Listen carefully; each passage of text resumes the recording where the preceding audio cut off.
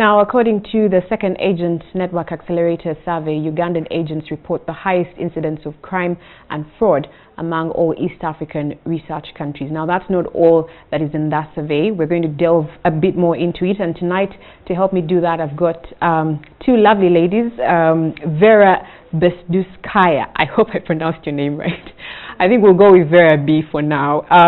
You are a Quantitative Research Manager, Agent Network Accelerator Program, and Renita Nabisubi with Financial Sector Deepening Uganda. Welcome to NTV. Thanks for having me. Please. All right, let's just talk about, and I'll start with you, Renita, yes. Why you commissioned the survey. Why did you feel the need to have this survey? Yes, well, see, Rachel, Financial Sector Deepening wants to increase financial inclusion. And as you know, mobile money is a way for poor people to access these financial services.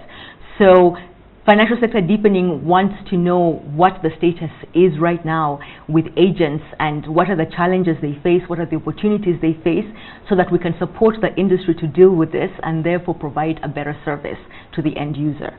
All right, so and how different, because you've done two reports, so I think I'll direct this question to Vera. How different are the two reports in terms of similarities and differences? So I'll just highlight three key differences that we see. Basically, the 2013 study was conducted right before the Bank of Uganda issued their mobile money guidelines. So between the 2013 and 2015 report, we see a significant drop in exclusivity. Those guidelines outlawed exclusivity clauses, and so now 64% of agents in Uganda are actually serving more than one provider. This is good news. That means that the platform is being shared. There is also more competition in the market post merger. In 2013, we had just one dominant player. Now we're seeing a little bit of stiffer competition. One thing that that did not change, that we would have hoped to change following the guidelines that have stated that agents should not conduct transactions on behalf of customers, are the rates of agent-assisted transactions. So when customers ask agents to perform transactions for them, and this causes, this is just a risky business when customers have to share their PINs. All right. Renita, yes. You are at the forefront of financial inclusion, especially for poor people, and we see mobile money as a preferred mode of transactions. What do you think is the drive towards the use of mobile money, and is it affecting the banking sector or is it complementing it? Well, so one thing about mobile money is that it's much easier for poor people to register for it as a service, as a financial service. Whereas when you look at your standard banking service, opening a bank account, poor people really face quite a number of challenges in terms of the requirements that they need. So that is why mobile money is preferred to poor people. It's easily accessible, and there are many more points. With all these agents that we have around, it's much easier for a poor person to have access, to just get out from their home and have access to an agent, as opposed to walking far away to reach a branch. But then also what we do see now is that ever since the amendment of the Financial Institutions Act by the government, now financial banks are going to be able to provide services to their customers through use of agents as well. So what this means is that whereas before they had to rely on having these brick and mortar branches, which are quite expensive and therefore contribute to the high cost of the banking service, they can now ride on this agent network that is out there, that has been provided by the mobile money providers, to provide the same service.